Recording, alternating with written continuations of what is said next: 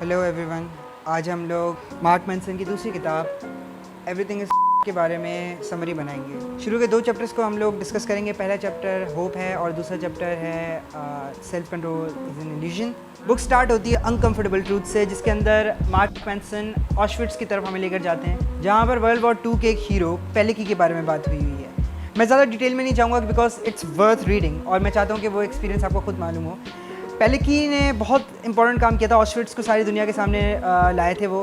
लेकिन mark Manson के point of view से उनके ब्रेव होने में इतनी बड़ी कोई बात नहीं है। असल बात है कि उन्होंने होप को ऐसी सिचुएशन में कैसे रिकेंडल किया अपने लिए। अगली हेडिंग के अंदर उन्होंने अनकम्फर्टेबल ट्रूथ को बताया हुआ है। ये बता रहे हैं कि अगर मैं स्टारबक्स के अंदर एम्प्लॉई होता तो मैं किसी न किसी के कप पे ये ज़रूर लिखता। Let me read it out for you. One day, you and everyone you love will die and be on a small group of people for an extremely brief period of time. Little of what you say or do will ever matter.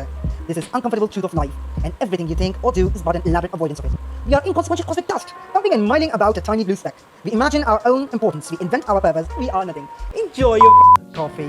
Mark Manson इस बात को mention करते हैं कि अगर ऐसा ही है तो फिर क्या पॉइंट है लिव करने का, जीने का, या फिर कोई भी चीज़ करने का। The uncomfortable truth may seem nihilistic and may drain out all your hope already, लेकिन हम लोगों को पहले वहाँ पर पहुँचना पड़ेगा। पहले हम लोगों को इतना नीचे आना पड़ेगा कि वहाँ से फिर हम लोग होप के लिए केस बनाएं। और यहाँ पर वो थोड़ा बहुत फिर हम लोगों को टीज़र देते हैं कि अरे भाई मीनिंग होती है कुछ, और हम अपने मकसदों को खुद डिफ़ाइन कर सकते हैं। वो एग्जांपल देते हैं कि जिस तरह मीनिंग और पर्पस रिलीजियस लोगों का डिफाइंड है, तो सुसाइडल रेट्स और होप लूज़ करने की टेंडेंसी उनमें कम होती है। अब पैराडॉक्स ऑफ प्रोग्रेस क्या है? यूटिलिटेरियन सोसाइटी या फिर ऐसी सोसाइटी जो हमें खुश करती है, उससे पहले तक हमारे बहुत ही अजीब व गरीब आइडियाज़ थे। जैसे कि अगर हमने किंग को कुछ बुला भला कहा तो हमें मारा जा सकता है। हम लोगों को सर्टेन तरीके से ही सोचना है, और लूज़ करने के लिए बहुत कुछ नहीं था। We had more to look forward to than to lose, और इसलिए लोग शायद उतने होपलेसनेस की तरफ नहीं जाते थे। लेकिन अब क्योंकि आपको एग्जिस्टेंशियल क्राइसिस ज़्यादा मिलते हैं, तो ये एक बहुत बड़ा पैराडॉक्स है कि जितनी बेहतर सोसाइटी होती जाती है उतने ही बुरे हालात होते जाते हैं। हालांकि हम लोगों को बहुत सारे साइंसदान, बहुत सारे इकोनॉमिस्ट्स, बहुत सारे इन्फ्लुएंशियल लोग ये बता रहे होते हैं society is enjoying at an all time high right now. We have better health, we have better services, we have better infrastructure. ये जो हम लोगों को ये एंग्जाइटी है कि यार ये चीज़ तो चली जाएगी हमारे साथ हमसे, क्योंकि पहले हम लोग के पास ये टाइम नहीं होता था, ये प्रिविलेज नहीं होती थी कि हम बैठ के सोचें कि हमारी लाइफ का पर्पस क्या है। यहाँ पर वो चैप्टर 1 का इख्तिताम करते हैं, और अगला चैप्टर जो कि मेरे हिसाब से इस वीडियो का क्रक्स है वो है self control is an illusion. यहाँ पर मार्क मैनसन जो हैं वो एक केस स्टडी के बारे में बात करते हैं। Elliot was a really healthy individual, और उनको हेडेक्स बहुत ज़्यादा हुआ करते थे। तो इवेंचुअली वो डॉक्टर के पास गए, तो डॉक्टर ने बताया कि आपके frontal lobe, it's related to feelings, वहाँ पर एक ट्यूमर है। So like any sensible person would, he got the tumour removed, और things started to go haywire from here. His marriage spiraled out of control, his job life spiraled out of control. He didn't give a fuck about anything. And even the idea that he had lost millions of dollars and his job, and that he was making shitty value judgments, he wasn't bothered at all. जब ये बिल्कुल ही सड़क पे आ गए तो उनके भाई ने जो इन्हें कहा कि यार मेरे साथ आके रहो, और उनके भाई ने बहुत सारे डॉक्टर्स को दिखाया, और डॉक्टर्स कहते थे he is an intellectual person, बहुत अच्छी तरह ये इन्फॉर्मेशन को हैंडल करते हैं। But his brother didn't give up, he said that something is wrong. Doctor after doctor, Elliot को वही जवाब मिलता रहा कि he is fine, and he was actually bothered until a person Antonio Damasio diagnosed him. So turns out कि मसला ये नहीं था कि एलियट जो है वो अपने इंटेलेक्ट खो बैठे थे या अपना मानसिक संतुलन खो बैठे थे। उन्हें पता था वो क्या क्या कर रहे हैं और उसकी इम्पोर्टेंस क्या है, लेकिन वो ये नहीं बता रहे थे कि वो जब वो कर रहे हैं तो वो फील क्या कर रहे हैं या फिर वो क्यों कर रहे हैं। डेमासियो को ये बात पता चली कि यहाँ पर फीलिंग का मसला है, जो कि साइकोलॉजी के टर्म्स में एक बहुत बड़ा क्राइसिस था। एक बहुत इंटरेस्टिंग बात फिर इस बुक में लिखी हुई है फ्रंटल लोबोटमी के बारे में। एगस मोनिस नाम के एक बंदे थे जिन्होंने इस बात को रियलाइज़ किया कि अगर हम आपके स्कल को ड्रिल करें और आपके फ्रंटल लोब को इस तरह स्क्रैप करें जैसे आप एक विंडशील्ड के ऊपर से आइस को स्क्रैप करते हैं, तो वो डिप्रेशन, एंजाइटी और इस टाइप की नेगेटिव फीलिंग्स को ख़त्म कर सकता है। और उनके हिसाब से यही सबसे बड़ा क्राइसिस ऑफ होप है, और उनके तरफ से इस क्राइसिस को हैंडल करने का बेस्ट तरीका था फ्रंटल लोबोटमी, और इस बात पे शायद उन्हें नोबेल प्राइज़ भी मिला था। हाउएवर कुछ सालों के बाद वो जो पेशेंट्स थे वो एलियटाइज्ड हो गए, यानी एलियट की तरह वो वैल्यू जजमेंट्स नहीं कर पाते थे, और इसलिए वो काश पोटैटोज़ बन गए थे। अब ये इतना बड़ा साइकोलॉजी में क्राइसिस क्यों था? क्योंकि इसने एक क्लासिकल अजम्पशन को शैटर कर दिया था।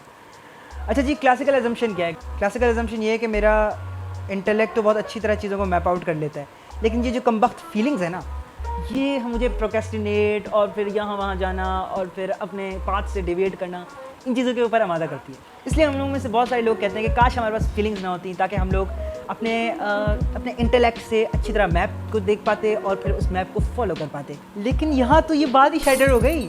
ایلیٹ فیل نہیں کر پا رہے اب, لیکن ویلیو ججمنٹس بھی نہیں کر پا رہے.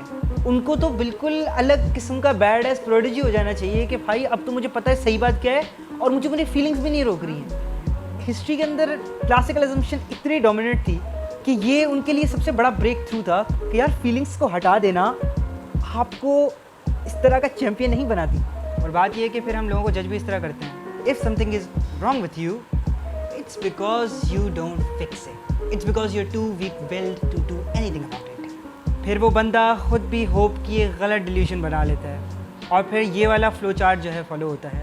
اب کیونکہ آپ سمجھ رہے ہیں کیونکہ کلاسیکل ایزمپشن غلط ہے, یعنی میں سیلف کنٹرول نہیں ایکسرسائز کر سکتا. آرام سے آرے ہولا ہاتھ آ رہے وہاں پہ. اب یہاں پر ایک بہترین قسم کی انالوجی جو کہ شروع میں آپ کو بہت چائلڈش لگے گی, so you have to keep up with me, کہ آپ کے برین کے اندر دو پارٹس ہوتے ہیں, ایک تھنکنگ برین اور ایک فیلنگ برین, اور یہ کانشیسنس کار کو چلا رہے ہوتے ہیں. اب یہ کانشیسنس کار کیا ہے؟ ازیوم کر لیں پوائنٹ اے سے پوائنٹ بی تک جانے کے لیے, مثال کے طور پہ ایک گول کو اچیو کرنے کے لیے آپ نے جو رائڈ استعمال کی وہ ہے کانشیسنس کار. اب اس کانشیسنس کار میں ایک آپ کا تھنکنگ برین بیٹھا ہے اور ایک فیلنگ برین بیٹھا ہے. اب ظاہر ہے بھائی تھنکنگ برین جو ہے وہ ڈرائیو کر رہا ہوگا اور فیلنگ برین جو ہے اس کو بار بار ڈسٹریکٹ کر رہا ہوگا کہ نہیں میرے کو یہ کرنا ہے, وہ جیسے بچے کرتے ہیں نا. نہیں, یہی تو کلاسیکل ایزمپشن کی غلطی ہے.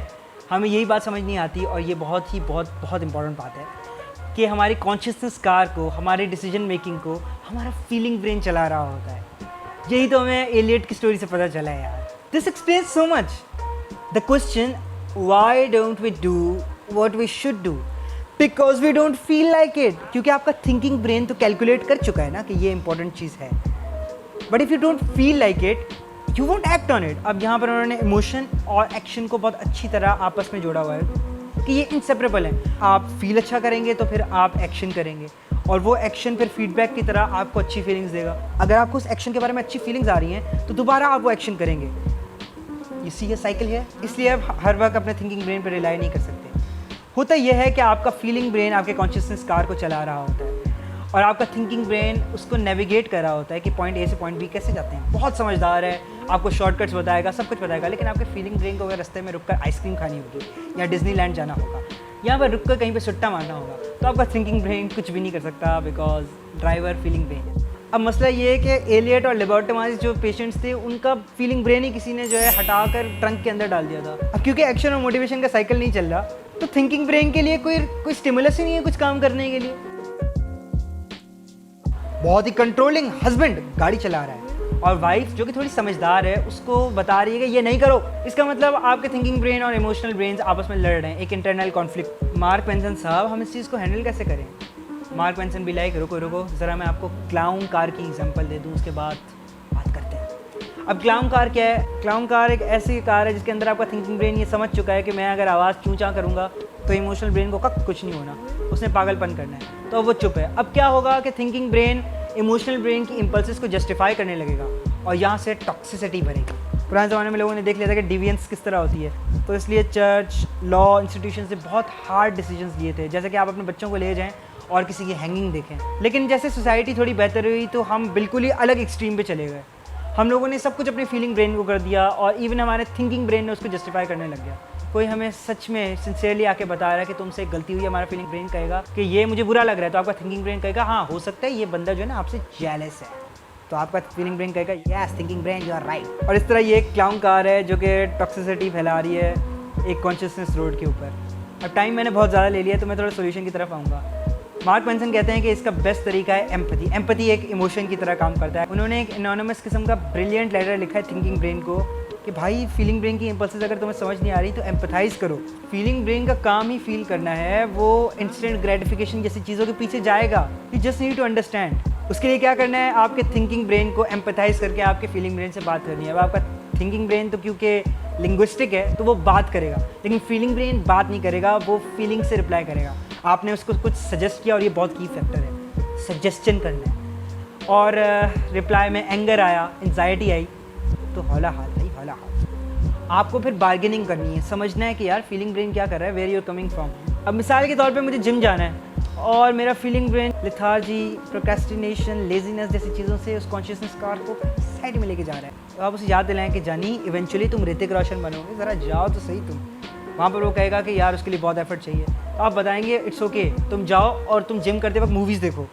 तो थिंकिंग ब्रेन को बार्गेन करना है, एम्पथाइज करना है और समझना है, क्योंकि वो रिस्पॉन्सिबल ब्रेन है। ये चीज़ फील्ड के अंदर emotional regulation, cognitive behavioural therapy और एक्सेप्टेंस एंड कमिटमेंट थेरेपी के नाम से जानी जाती है। क्लाउन कार खुद के साथ एक टॉक्सिक रिलेशनशिप है, खुद के साथ एम्पथाइज करना एक बहुत अच्छा रिलेशनशिप है। आई थिंक ये कुछ मेडिटेशन की तरह है, और अगर आप ये चीज़ कर लेंगे तो दिमाग क्योंकि हारमोनी के अंदर आएगा, तो आप बेहतर वैल्यू जजमेंट्स ले पाएंगे। यहीं पर मैं वीडियो का इख्तिताम करूँगा, लेकिन प्लीज़ मुझे बताएं कि क्या मुझे इसे चैप्टर बाय चैप्टर इसी तरह कंटिन्यू रखना चाहिए, या एक दफ़ा बुक पढ़ के एक आधे घंटे का रिव्यू दे देना चाहिए। Thank you for listening everybody. I hope आपको ये बहुत पसंद आई होगी, और प्लीज़ शेयर करें। मैं चाहता हूँ और लोग इसे देखें और मुझे सजेशन दें, और आई एम सो हैप्पी मैंने ये कर लिया। आई होप ये वीडियो बहुत लंबी ना हुई हो, देखते हैं क्या बनता है।